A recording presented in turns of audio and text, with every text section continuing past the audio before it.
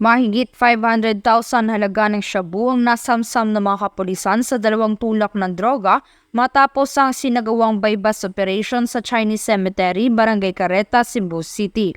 Kinilanan ni Police Colonel Ireneo B. Delugdog, City Director ng Cebu City Police Office, ang mga suspect na sina alias Bosbos, 34 anyos residente ng Chinese Cemetery, Barangay Carreta, Cebu City, at si Jovenel, 32 anyos, residente ng Belgium Street, Barangay Suba, Cebu City. Nakuha sa mga sospek ang nasa 16 na pakete ng hinihinalang shabu na may kabuuang timbang na 76 grams na may standard drug price na 516,800 pesos at bypass money. Mahaharap ang mga sospek sa kasong paglabag sa Section 5 at 11, Article 2 na Republic Act 9165 o ang Comprehensive Dangerous Drugs Act of 2002.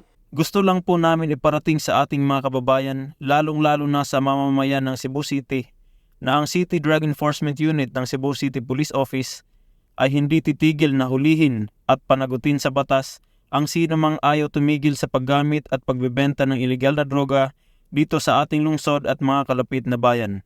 Makakaasa po kayo na ang inyong kapulisan ay patuloy na magtatrabaho upang sugpuin ang ilegal na droga.